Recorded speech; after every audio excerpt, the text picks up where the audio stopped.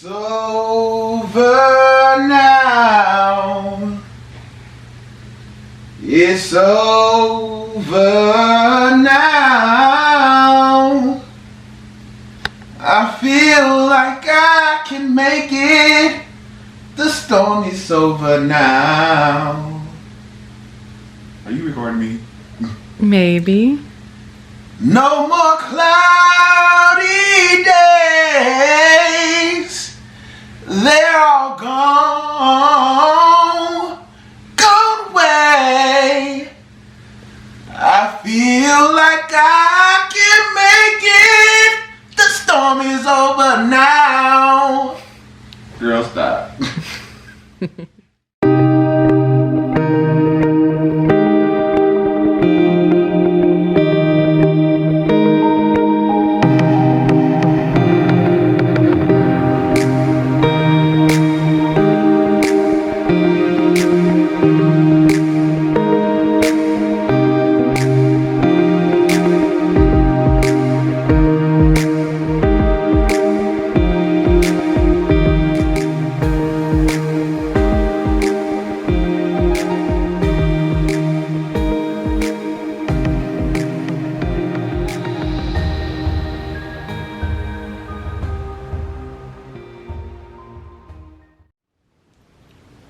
What's going on, his, hers, and theirs? It's your boy, Anthony.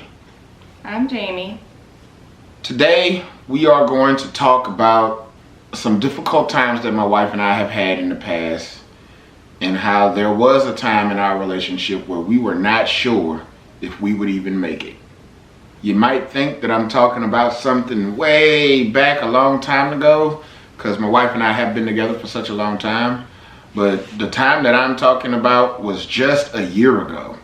I'm sure a lot of people found themselves under a tremendous amount of pressure and strain when the lockdown happened, and all of a sudden you are forced to spend all day, every day at home. For some people, it was a time where they discovered they might have married the wrong person.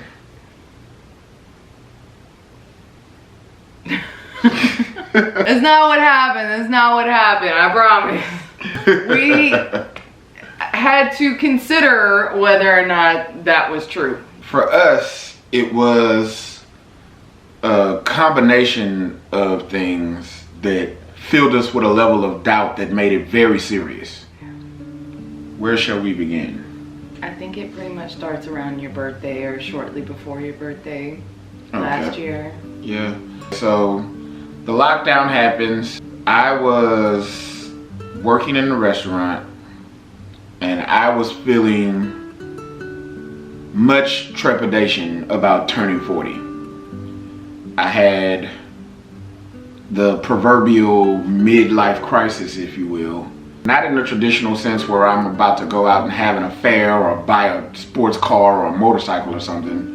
Just in that ethereal, weighing my life against itself type of way. I'm measuring myself against my peers, and I wasn't really very happy with some of the comparisons that I was getting. In hindsight, I realized I was being much too harsh on myself, but at the time it was very real and very difficult. I found myself questioning decisions that I had never questioned before. Some of those questions were definitely about my wife and my family.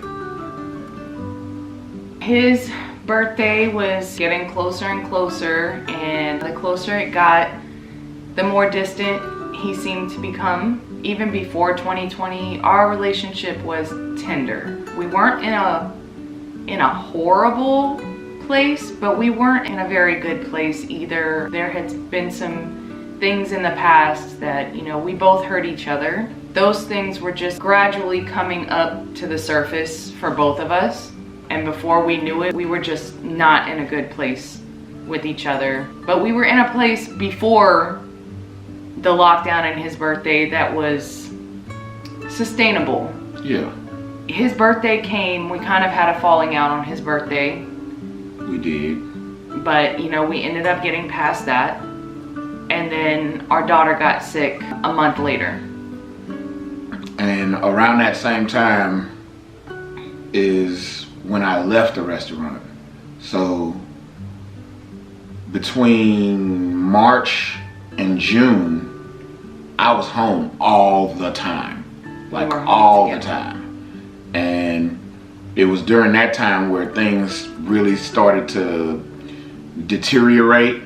It's one of those things that you don't realize that it's happening when it's happening until you're knee deep in it.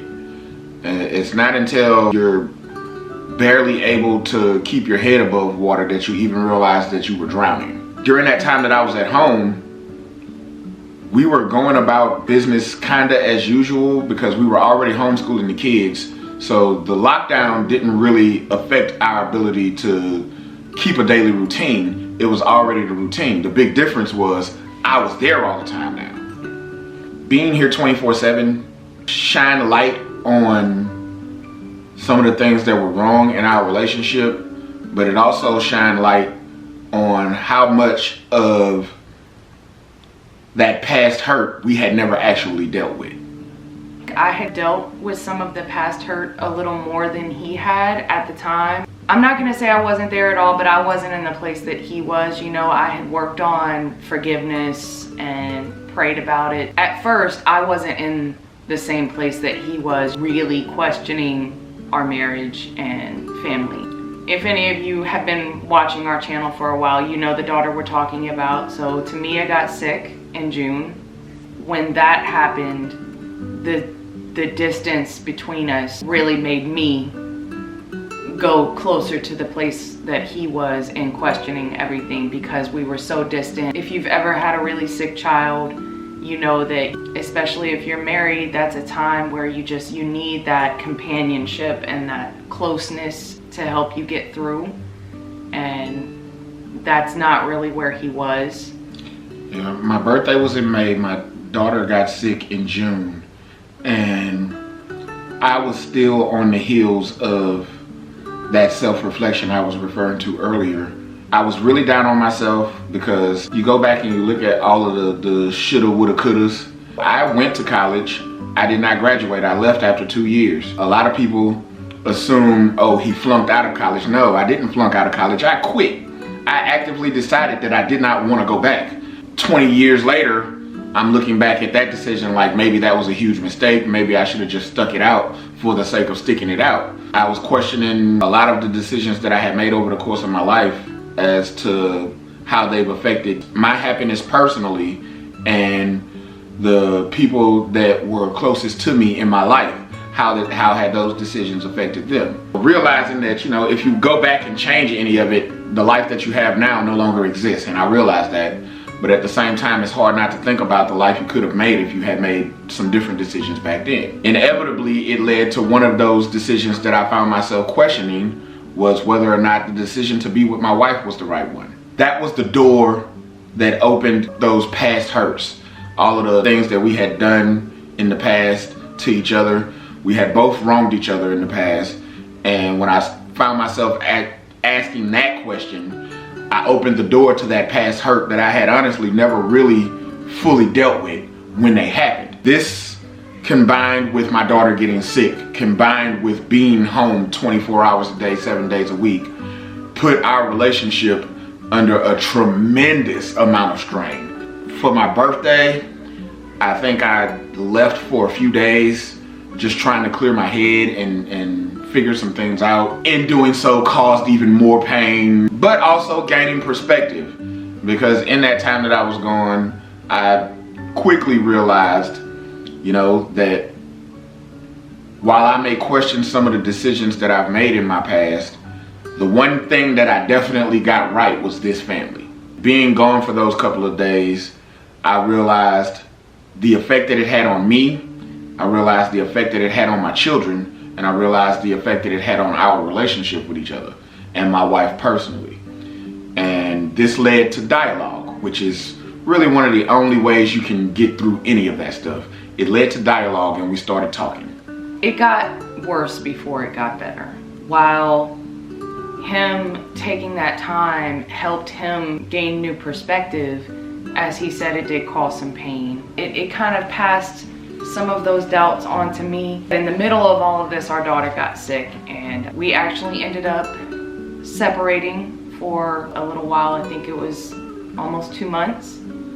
During all of that, it just kind of went back and forth from there. So at first it was him questioning things, and then he gained perspective, and then he, said, okay, no, I'm not questioning that anymore. I know I'm in the right place. But then that caused me to question things, and then I was in that place, and then that caused him to question things again, and it just kind of went back and forth in the middle of being in and out of the hospital so many times. Yeah, when we stopped and looked back at it, we called it the ping pong ball of misery. Yeah. And we just kept banging it back and forth at each other. The lesson that I learned from a lot of that is people go through stuff. Everybody goes through stuff. And you think you have a grasp on it. You think, oh, that kind of thing would never happen to me, until it's happening to you. You never know what you're capable of getting through, what you're capable of doing. You never know how strong you are. No, you never know how strong your relationship is until you have to go through it. That separation, really, that was the point of we were gonna make a decision. All of the feelings were on the surface. Everything came to a head during that separation, and we had to make a decision. Either we were going to come together and stick it out and figure out how to work through all of the past pain, or we were gonna split up. It was really that simple. Yeah, it was it was pretty black and white. Yeah. But after weeks of talking and actually unpacking all of those feelings, And past praying. and present, and praying, a tremendous amount of praying, it was when we started praying together again that we started to realize that the Bible talks about the purification process, and it's trial by fire. And while that's true on an individual level, it's also true for our relationship. Our relationship was being tried by fire and purified. It said you'll be refined As pure gold. by fire. And we really started to understand what that meant and how it pertained to everything that we had been going through. And the one thing that we hadn't put in the center of the equation while we were going through it was God. He was the missing piece. It's not that either of us had actually lost our faith, but the family that prays together stays together. And we were not praying together. We were not on the same page spiritually at all. And I think that's a huge part of the reason why we ended up suffering as much as we did. Obviously, we chose to stick it out, and we came back together, and now we are better than we were even before. Like I said, we weren't in the most terrible place, but we definitely weren't in the best place either, and that stuff just kept digging further and further into us until 2020 hit. And now that we've actually taken the time and prayed through it and talked about all of that past hurt, we are better than we have been in years and years. During those years that she's talking about leading up to 2020, that was still the problem. We were very lackadaisical in our practice of faith together. And it was a foundation of faith there that honestly is the reason we even made it through those years that we made it through. But there was no centerpiece of faith in our relationship. We were standing on it, but it wasn't in the middle of us like it should have been.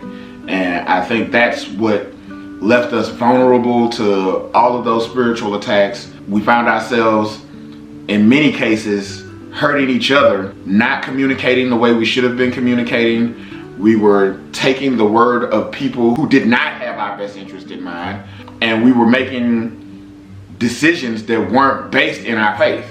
The ensuing consequence of those decisions is really what led us down the path that we ended up going down. Everything's clearer when you're looking back at it.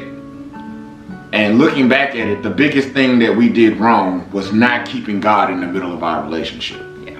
Looking back, I really don't understand how we made it as far as we did to 2020, living the way we were. I mean, we were like that for a good 4 or 5 years probably. We were just very resentful of each other, and then we wouldn't talk about being resentful of each other at all. We would talk around it. We would fight about stupid things. Take little quips at each other. Meanwhile, the unresolved issue is just festering, getting worse and worse. You get mad about stuff that you're really not mad about. You start taking shots at each other that are completely unnecessary and not really based in the problem that you're having. You're getting mad about stuff that has nothing to do with what you're actually mad about. And that went on for probably about 4 years. It just finally exploded in 2020. But we're glad it did. You know, it needed to. Cue the volcanic eruption. Yeah. Once we realized that both of us wanted to fight for our relationship, wanted to fight for our family, it didn't take us long to realize there was only one way to get it right. But that opened a whole new chapter. We discovered boundaries, both of us. And we invoked them when need be. Yeah, it changed everything, because if you don't have boundaries, even if you love someone, even if you don't want to hurt them, everyone needs boundaries. That's your fence. That's that line that everyone has, that someone, you know, you don't allow anyone to cross this line. We all need boundaries. And it's crazy to think about, because I think one of the things that happened to us is that we had been together for so long that we eradicated each other's boundaries without even realizing that we had done it. Yeah. On the one hand, there are natural boundaries, you know. If you're sitting next to a stranger and you get this close, you just violated a boundary. And they're probably gonna let you know. Yeah. You know, but when you've been with someone as long as we've been together, you slowly start to break some of those boundaries down, and you don't realize that some of them should be in place even in your relationship. There are things that you should not stand for your significant other to do to you. And a lot of people have the misconception that, well, if you love them, then it should be okay. But it's not that simple. If I, as a person, allow her to mistreat me, and I never say, hey, this is not okay, I don't like it when you do it, then how is she supposed to know how it's making me feel if I never told her that it was something that I didn't like? You know, and vice versa. So boundaries are there for both people. It's not just for the person invoking the boundary, it's for the person that the boundary is being invoked on as well. It allows that person to say, okay, I see you. When I do this, it makes you very uncomfortable. Now, that's where love comes in. When you love the person and you see that boundary is something that's important to them and they're letting you know, hey, when you do this, it makes me feel this way. Now, the love comes in and you say, okay, that's a boundary for her. I know she doesn't like it when I do this. From there, it's up to you what you do. You can say, okay, I won't do this to her anymore, or depending on what it is, I won't do this around her anymore, or whatever. But at that point, you have a basis of understanding that, okay, for her, this is not acceptable, so I'm not gonna do it. But for the person also invoking the boundary, you have the right to say, if you do this around me, I have the right to walk away from you. You know, that is my right as a person. It upsets me when you do this. If you don't want to change that behavior, I can't make you change that behavior, but I can remove myself from the situation. Even if you don't like it, you can't stop me from doing that. I may not be able to stop you from doing something that I don't like you doing, that you do like doing, but I have the right to remove myself from the situation, even if you don't agree with me removing myself from the situation. That's not something you have control over, you know? Exactly. I was the first one who brought up boundaries and, you know, basically said, look, I've decided that I'm gonna start having boundaries. But after I started having boundaries, he said, you know what? This is a boundary for me. And so we both discovered those boundaries. The boundaries for both of us, when we started putting the boundaries in place, there was definitely a dramatic improvement in our communication. There was a dramatic improvement in our ability to resolve some of those past and present issues when we stopped to take the time to recognize where the other person truly is and what they actually are asking for from you, then it becomes much easier to actually reciprocate those feelings, to reciprocate those boundaries. You know, it wasn't until she started to invoke her own boundaries that she realized she had been trampling mine as well. It empowers you. There is an empowerment because you don't feel like, because when you don't have boundaries and someone is constantly crossing your boundaries, it makes you feel very powerless and upset because you don't feel like this is something you can stop, even though it actually really is. You can make a decision to do something for yourself. You can't make that person stop, but you can do something on your end. We were holding ourselves responsible for the other person's actions. And a big part of the reason for that was the lack of boundaries. We felt responsible for the other person's actions because there was no boundaries. The invocation of the boundaries was a catalyst for the realization that I'm responsible for me, not her. I'm responsible for me. I can't control what she does. I can control what I do. She can't control what I do. She can control what she does. And that realization led to us to stop taking responsibility. Take responsibility for your own actions, not hers. Take responsibility for your own actions, not his. And we could really get into it. It's one of those codependent versus interdependent type things. We didn't even realize that it had happened, but we had become codependent.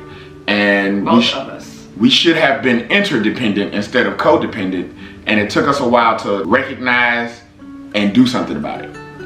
I would also say to anybody out there who has children, you can never, ever, ever underestimate the effect that your relationship with your significant other has on your children. And this is whether you're together or apart. When you put the children in the middle, they only get hurt.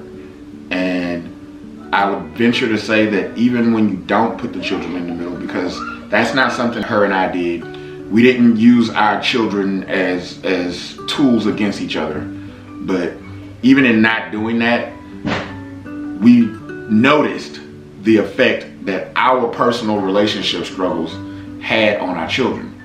And really what we noticed was what happened when we weren't struggling as much, and the difference in them. Huge difference.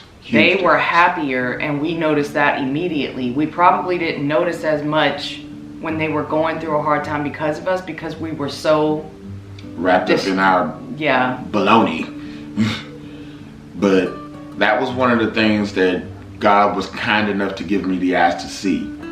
And what I really saw was the future. And what I mean by that is their witness to this relationship is forming the long-term ideals that they will have for what a relationship is supposed to be. You always catch your children emulating you.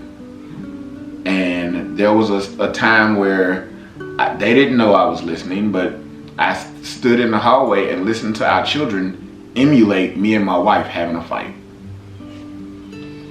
Yeah. And it was one of those very, very sobering, clarifying moments where I realized that even though none of our stuff was directed straight at them, they were still being greatly affected by it just from being here. It forced both of us, honestly, to take a second look at how we approach our relationship with them and helping them to understand how a relationship is actually supposed to go. That's how we almost didn't make it in 2020. But more importantly than how we almost didn't make it is how we did. Yeah. And it is by the grace of God. That's gonna do it for today's video, guys. If you have any questions about this video, leave them in the comment section. We'll get back to you as fast as we can. If you guys have any ideas for our future videos, please leave some ideas in the comments below. We'd love to see what you guys want us to do. Also, please follow us on Twitter and Instagram and Facebook. I have personally taken over the Twitter account. He has. He posts his words of wisdom on Twitter. She has taken over the Instagram account. We're gonna start posting on there a lot more frequently, but we need some followers. I'm calling on my subscribers. Come on, his, hers, and theirs fam. Come follow me. Praise him in the morning. Praise him in the evening. Read your Bible often. And life is a very precious gift from God, so make sure you get out there and live it. Thanks, guys. Have a blessed day. See y'all later.